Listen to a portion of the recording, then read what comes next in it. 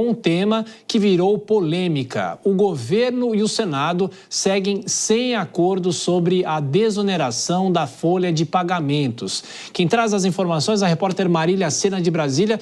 Ô Marília, enquanto há toda essa divergência entre executivo e legislativo, representantes de empresas mostram apreensão com esse impasse, não é isso, Marília? Boa noite para você, bem-vinda e bom trabalho.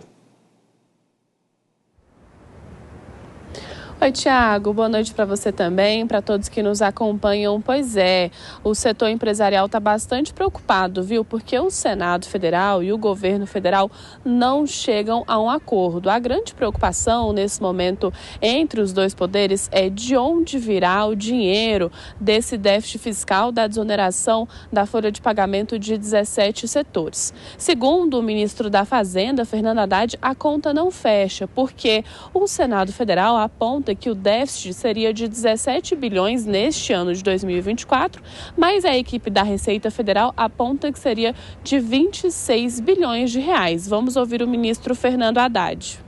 O presidente Pacheco, legitimamente, ele é presidente do Congresso Nacional, presidente de um poder da República, apresentou um texto diferente do da Fazenda,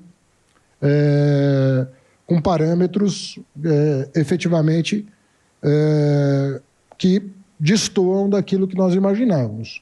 Eu tive a oportunidade de, muito cordialmente, conversar com ele na sala do presidente da República e nós combinamos de tentar sentar junto ao relator para ajustar o texto, inclusive porque o texto apresentado tem impacto primário imediato.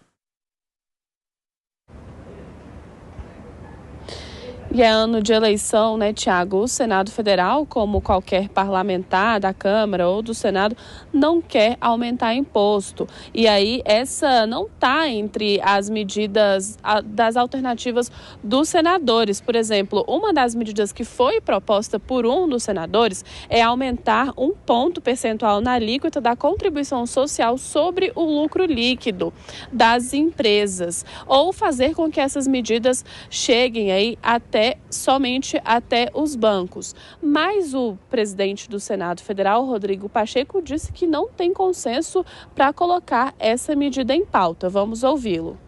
Eu ainda não me debrucei profundamente sobre o tema. Evidentemente, ao chegar no Senado Federal, nós vamos cuidar de fazê-lo.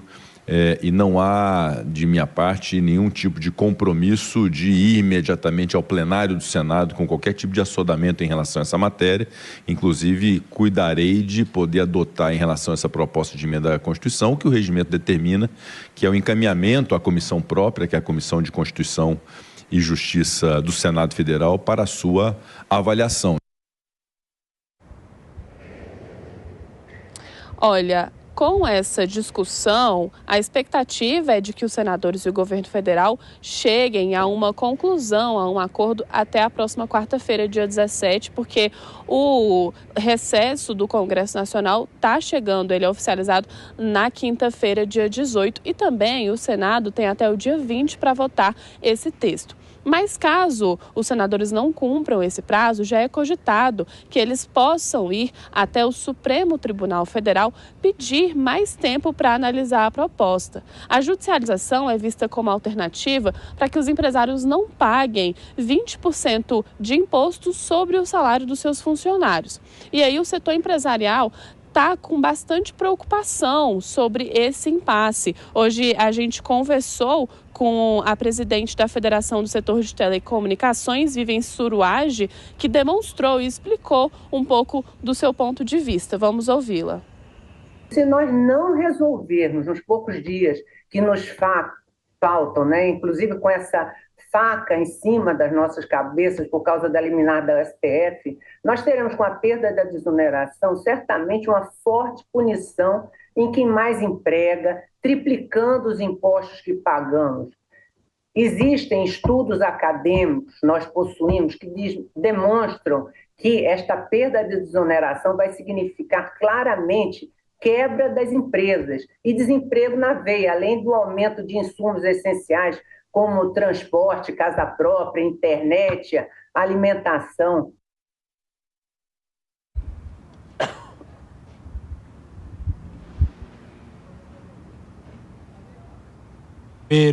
A Marília Sena complementa daqui a pouquinho com outras informações. A gente vai continuar discutindo esse assunto. Vou chamar o Cristiano Vilela para comentar essa discussão de novo, não é, Vilela? Boa noite para você, bem-vindo. Nessa semana a gente já falou muito sobre a reoneração e a questão é a seguinte: será que vai haver algum tipo de acordo ou a própria Marília falava sobre a possibilidade de se judicializar essa discussão? O segundo semestre legislativo, né? Nós já estamos no segundo semestre, mas o segundo semestre legislativo promete, não é, Vilela? Bem-vindo, boa noite.